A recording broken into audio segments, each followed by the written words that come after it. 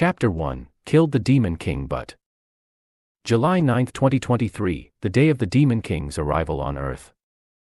It has been an honor to fight you, Demon King. But I am afraid this is where your story ends, a young man looking around 25 said with his blade pressed against the neck of the Demon King, whose appearance was quite intimidating, especially because of his menacing fangs and dangerous dark red eyes that seemed to pierce through one's soul. On his head there was a dark crown with two large, sharp horns curving inwards. His skin was pale as expected of a vampire and was the strongest demon ever known to humanity. The young man was bleeding and bruised all over. He was still astonished at himself that he managed to bring the Demon King to his knees, the most powerful boss ever to appear. Entire countries were in lockdown, and people had gone into hiding just because of his presence. Most people were already thinking that the Demon King would uproot the entire world after killing all the hunters. The Demon King was a doomsday-level threat, and yet this young man was still standing even though this battle was the toughest he had ever fought. And even though the Demon King was kneeling, his entire being still emanated an indomitable aura. You are right, young hunter. But your story is only getting started, Cedric, the Demon King said with an obscure smile as cracks formed across his body. Cedric had a confused look, but before he could say or do anything, the Demon King's body suddenly turned into a dark red light and shot into his body. Huh. Cedric was shocked as he thought that the Demon King might be trying to take over his body or something. But moments passed, and to his relief, nothing happened, and the Demon King was gone. Did I just imagine that? Cedric thought that maybe he saw things due to how injured and exhausted he was. However, when he looked at the spot where the Demon King was kneeling before, he furrowed his brows in bewilderment. He knew that sometimes the corpses of the bosses from the shattered dimension disappear into thin air while leaving behind rewards or treasures in the form of rare or exotic weapons, accessories, potions, and so on. But he was disappointed to see that even after taking down the most dangerous boss the world had ever seen, there was not even a single common grade drop or anything. What kind of sick joke was this? He almost died trying to kill such a powerful boss, and yet he gained nothing. At least the world will be safe, including my era, Cedric mumbled inwardly as he softly smiled, thinking about the person he loved most. He no longer felt so disappointed, though he felt as if the Demon King never truly unleashed his strength.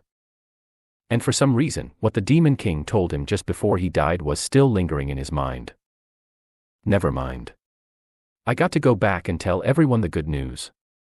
I am sure Aira would be proud and the world can finally feel relieved, Cedric mumbled to himself with a bright smile as he began to descend from the mountain peak. Hunters were considered as heroes by the people of the world since they were the only defense they had against the demons who always tried to sabotage and sow chaos and death in their world. These demons were coming from a different dimension with powers and abilities that far surpassed any ordinary human. The common people surely can't stand any chance against these evil creatures and could only put their faith in hunters, the humans blessed by the angels, giving them the ability to use mana and use their powers to fight demons to protect the world. Within just 2 minutes, Cedric was surprised to see his team, and even the members from other hunter teams gathered in front of him. He wasn't surprised to see other hunter teams since the World Hunter Association had sent their best teams to battle the Demon King due to how terrifying he was. However, all of them suddenly came down with some sickness, and Cedric had to proceed alone to fight the Demon King. He didn't mind it since he thought at least this way, he wouldn't have to worry about any of his team members dying. But now he was surprised to see them all here since he thought they were probably still resting in their camps. However, his gaze immediately got pulled towards the 5'8" tall radiant-eyed beauty with a slender curvy figure and picturesque face walking towards his direction with teary eyes. Even though her face was a bit pale, it couldn't diminish the radiance of her big hazel eyes. Her silky auburn hair was long and unfolded over her back like a river till her thighs. Her luscious red lips, coupled with her delicate nose and her overall appearance, made her appear quite stunning. She wasn't wearing her hunter armor, but Cedric could understand why since she was already sick before he and his team even set out to battle the Demon King. It was already a surprise that she suddenly rushed here, but he knew it was because she was worried about him and made him once again realize how lucky he was to have her and be alive to continue to spend time with her. Aira, I am so glad to see you here. Are you okay? Your face still looks a bit sad. I am fine, but Aira's voice was breaking up as she buried her face against his chest, making Cedric feel a bit guilty, thinking that he must have made her really worried by going after the Demon King alone, and now she must have been overwhelmed by relief to see him alive. "Shoo, Aira, don't cry. I am still alive and kicking. Don't get worried because of the blood. I will be alright right after drinking some potions. I exhausted my stock during my battle with the Demon King," Cedric chuckled as he hugged her and patted her head. He and Aira were childhood sweethearts and had almost spent most of their lives together to the point of even fighting together as hunters, where she played the role of a spell dancer in his team. The two were well renowned to people as their heroes. They had been practically inseparable for most of their lives.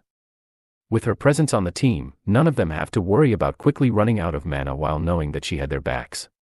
She was the best among the best when it came to the role of playing a spell dancer, known to be good at casting quick spells on the move to support her team. "Cedric, you really came back, huh?" A tall man looking in his mid-40s with a bulky build and carrying a huge hammer in his hand said with slightly furrowed brows. He played the role of a bulwark in Cedric's team and had been fighting alongside him for years. As a bulwark, his part in any battle was indispensable since he helped reduce the pressure on the team by taking the brunt of the strongest attacks dealt by demons. "I know it's surprising, Derek. Even I thought I was a goner," Cedric said with a slight shake of his head while remembering his battle with the Demon King. "It is very surprising indeed. I mean, none of us had ever witnessed a doomsday-level threat, and there was no telling if we could even win, especially when all of us came down with some sickness. You have been surely hiding your true strength, Cedric." A slim man of average height chuckled awkwardly as a bead of sweat trickled down his temple. He played the role of a hound in Cedric's team, and Cedric considered not only him but Derek as his very best friend, especially after fighting together for so long and having each other's backs. His role in the team couldn't be ignored as he was someone who dealt most of the critical attacks while catching the demons unawares and was quite good at gauging their strengths. "Nah. You know me, Lenny. I just got lucky," Cedric said with a wink. "But you should not have come back, Cedric," Derek said with a low sigh. Cedric blinked with a puzzled look as he asked, not noticing how Aira's fingers were clenching his armor even more firmly. What was that, Derek?" Derek's expression became a bit cold as he said, "I said you should have died so that we could have avoided this unpleasant situation." Chapter 2, The Painful Betrayal. "I what? Derek, are you drunk or what?" Cedric asked as his brows pulled together, feeling that something was off. He didn't realize it before because he was distracted after surviving the battle against the Demon King. But now he noticed that all these hunters before him were looking at him with serious, unkind expressions. He could see them tightening their grip around the handles of their weapons while their eyes became focused. All these signs only happened whenever they were about to engage in battle, which didn't make sense since this was supposed to be a moment of happy reunion unless. "I have never been more clear-headed, Cedric, especially since our mission involves taking you down before you could threaten humanity," Derek said in a gruff voice as the others exchanged glances. "Enough with the jokes, Derek. I am not in the mood for this," Cedric said as his tone turned serious. Even though he said these words, Cedric felt these guys weren't playing around. Lenny's expression also became solemn as he said, "Cedric, I am sorry, but this is no joke. The WHA has decided that you should be put away." The other hunters had voted for the same as well. "Honesty, this was a very hard and tough decision, but considering the circumstances, we have to do this." "What circumstances?" Cedric's tone became unfriendly as he asked with a glare. Derek stepped forward and said, "The Oracle had passed down a new prophecy, and it mentions your name and that you will one day bring about doom in this world.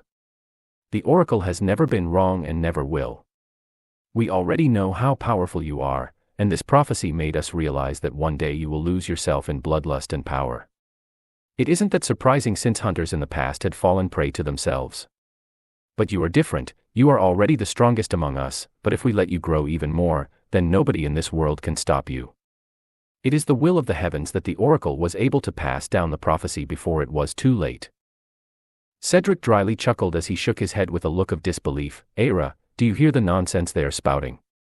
"Tell me," Cedric forgot his words when he saw Aira slowly walking away from him with a lowered head while covering her face. "Hey Aira."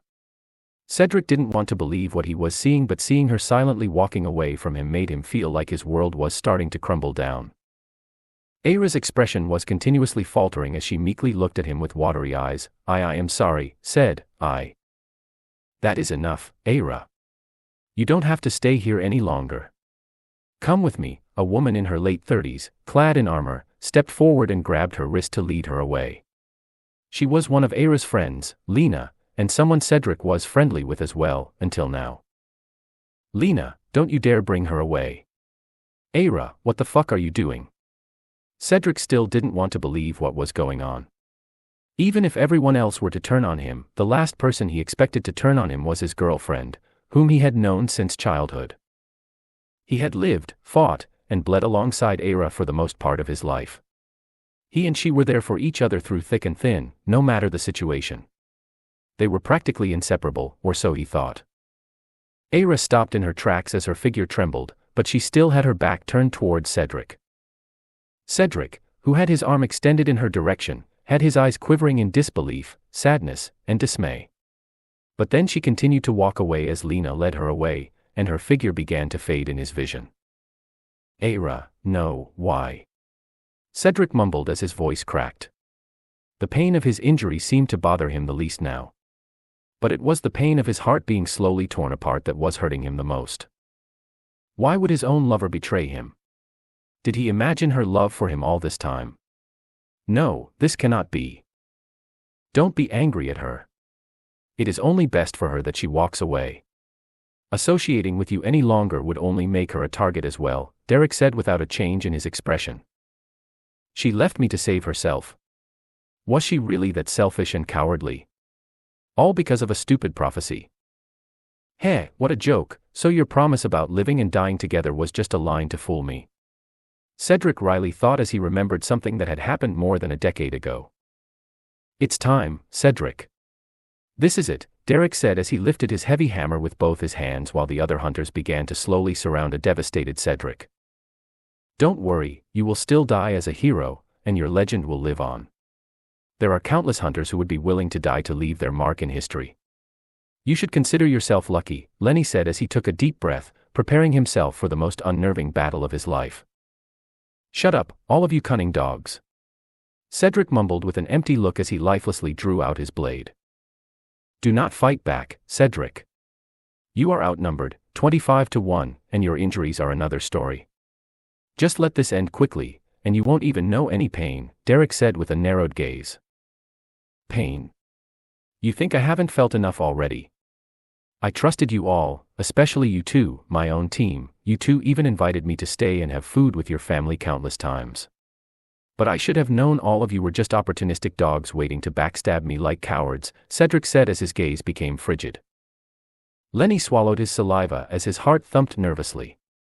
Even for a catastrophic level threat, the World Hunter Association never sent more than 10 hunters to take care of it or 2 teams. But for Cedric, they sent 25 hunters whose ranks ranged from A to S class like Derek.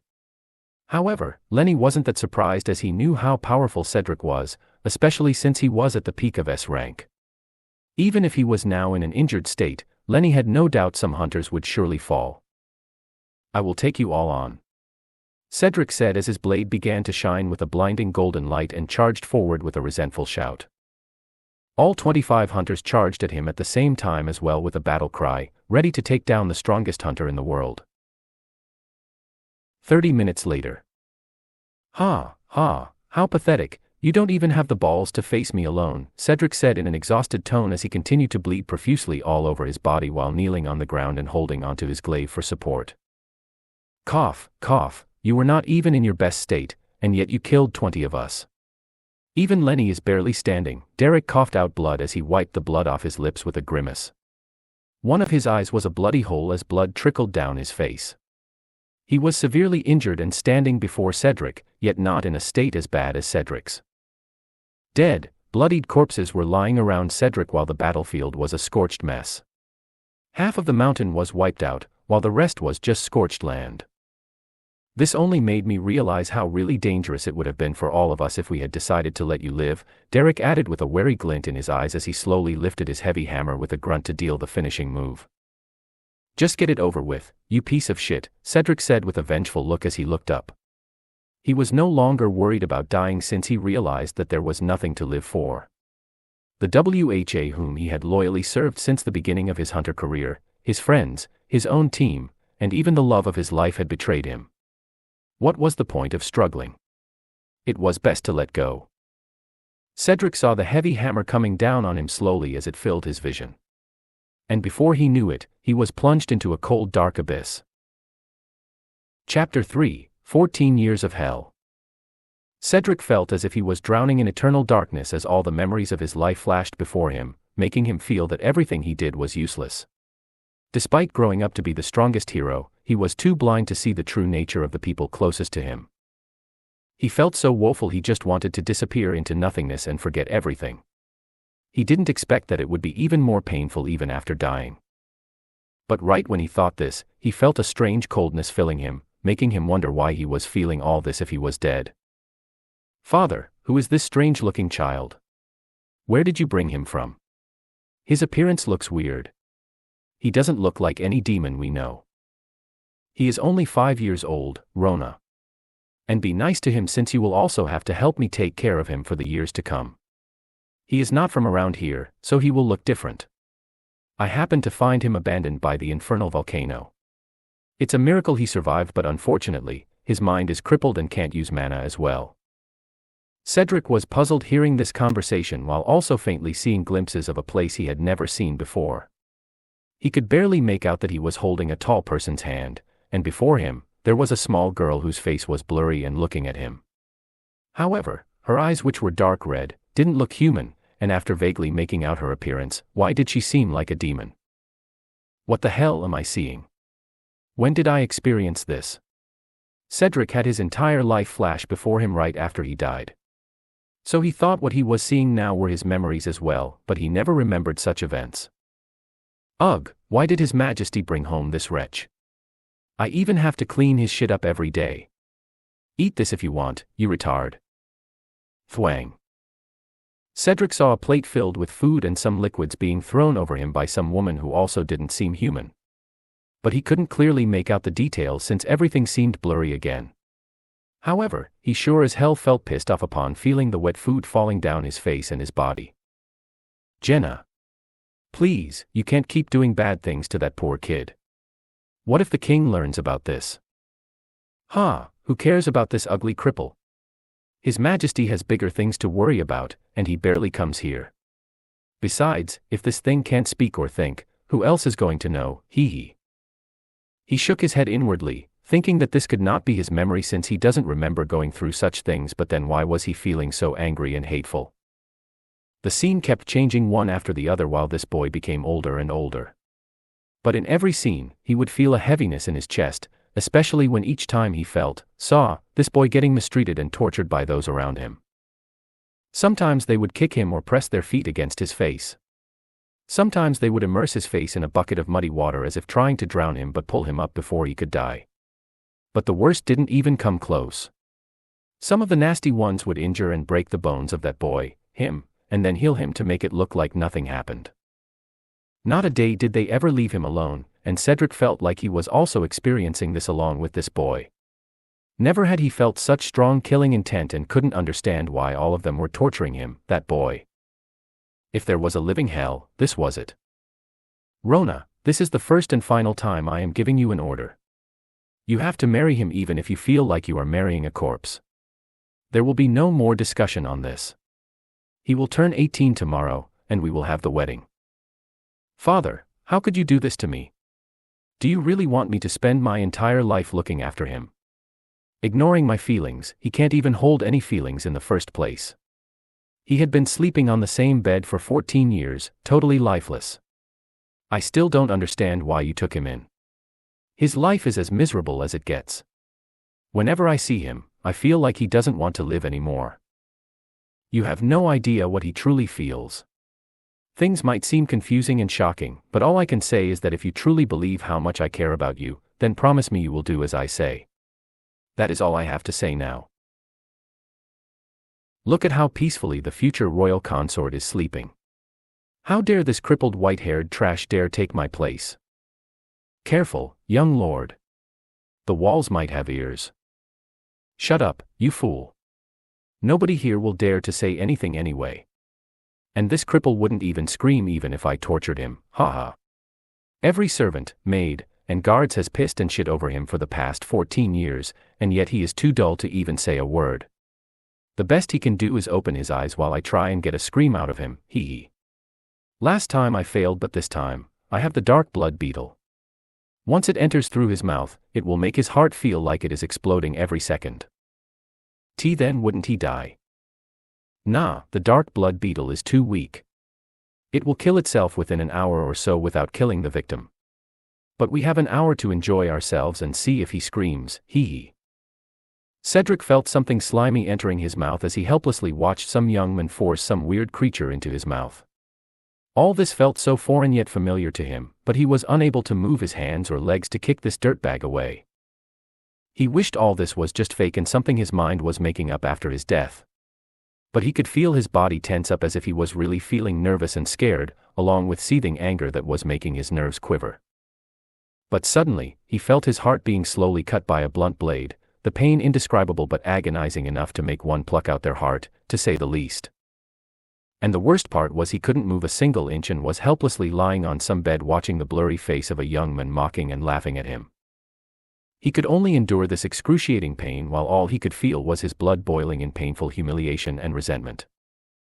Cedric didn't know if the emotions he was feeling belonged to this 18-year-old boy or his own emotions after getting influenced by experiencing this despicable scene.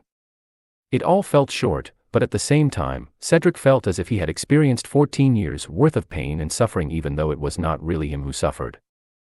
But despite having no idea what was going on, Cedric was affected by the things he saw, and he simply wished this to end as if the pain of the betrayal he experienced wasn't enough. And as if his wish was answered, everything became dark and silent while Cedric felt like he was floating. However, his mind became clear in this strange stillness as he reflected on something. The only thing he realized from his own life and what he saw from the eyes of this unknown boy was that the world doesn't play nice to those who follow the rules and stick to their morals, even if they never harmed a bee in their life. To survive, no matter which world, one has to become a demon that devours others before they get devoured. Sigh, what's the point of thinking all this, I am done anyway. Cedric thought in despair when he suddenly felt like his entire being was getting sucked to someplace else. But as if he wasn't shocked enough, he began to feel the cold air brushing past his skin and could smell the stench of blood passing by him. And before he knew it, he was able to feel his limbs and even move his fingers. I am not dead.